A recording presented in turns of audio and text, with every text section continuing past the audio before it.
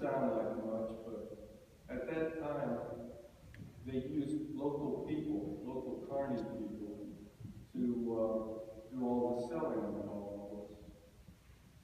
And we talked about it, and she felt that wasn't right, that it should be handled some other way. And the other thing that was fortunate at that time was that Jack Nicklaus's management company was handling the golf tournament. So she came up with the idea to go to the charity that the golf tournament was honoring and ask for volunteers from that charity to work free of charge, and that 10% of the gross, which would have been used to pay people, would go back to the charity. We also, part of the contract was 17% had to go to the charity from our gross. So that meant that they were getting 27%, or almost 30% of the gross profits to the charity. The tournament was a success. In fact, they had to use Rich's, and if some of you are new to the area, that was a major department store. Believe it or not, Rich's made all the sandwiches for her. And her partners in that first year were the people from the Hickory House family, Snooky Black, and George Jackson, and Sonny East. But Nicholas was so impressed, he asked her to immediately go down to Florida and help him with the Jackie Gleason tournament that was at Emperor. On that occasion, she met a lot of famous people. She met presidents of the United States playing golf in it. And at that point, all the proceeds went to the Boys and Girl Scouts of the Fort Lauderdale area. One night we put her on the airplane, gave her satchel and said, "You need to go down and get all the workers for that tournament." She was terrified. Because up to that point, we had not left each other's side and anything we had done. I had to stay home and babysit while she flew to Fort Lauderdale in the middle of winter to put it together. But after 8 years of doing the tournaments, the combined total of charity that went to the various clubs was right at $500,000. And I was real proud of that, especially with the Philadelphia tournament, which was for the Children's Hospital there, which did not charge any fees to any parent that had their child helped.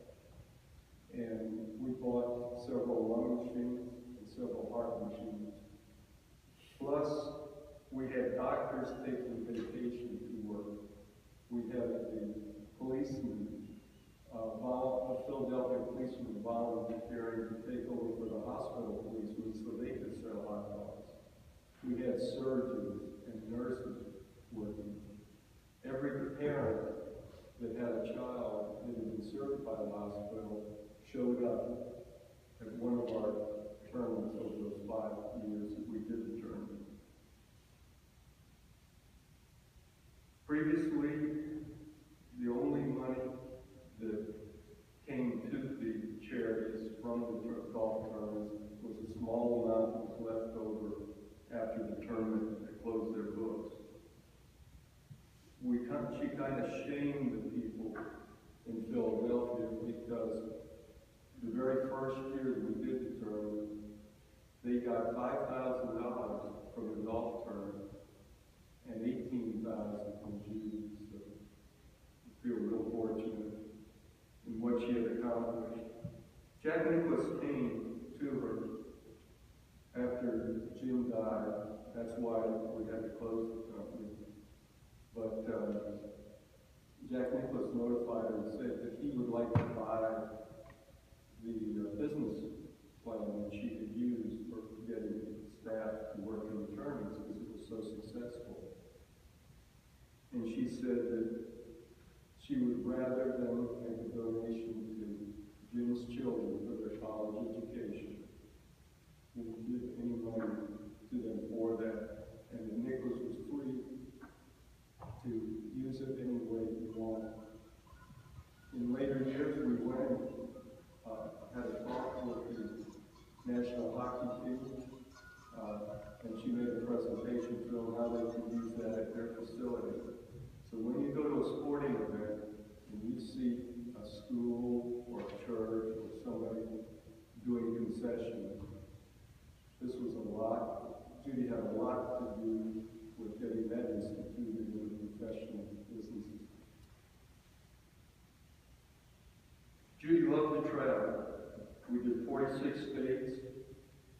We did 36 cruises over the years. Been to the Mediterranean, the Caribbean over and over again. We wore out 3 motorhomes. One with the kids, one with the grandkids, and the last one was for us. And she didn't like it because she couldn't drive it. It was too big. There's a little poem that I'd like to read, and I think it sums up our life. Fred and Robert told you about the love of the water and the amount of times we spent on the water. But it's by Henry Van Dyke. And I understand a lot of other people have claimed that they have written this, but it just so happens that the copy that I have is by Henry Van Dyke. And if I could, I'd like to read it to you. It goes, I'm standing upon the seashore, a ship at my side. It spreads her white sails to the morning breeze and starts for the blue ocean. She is an object of beauty and strength. I stand and I watch her until at last she hangs like a little speck of a white cloud, just where the sea and the sky come to mingle with each other. Then someone at my side says, there she's gone. Gone where? Gone from my side, that's all.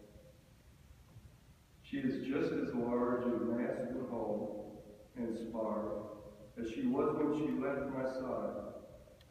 And she is just as able to bear the load of living freight to her destined port. Her diminished size is in me, not in her.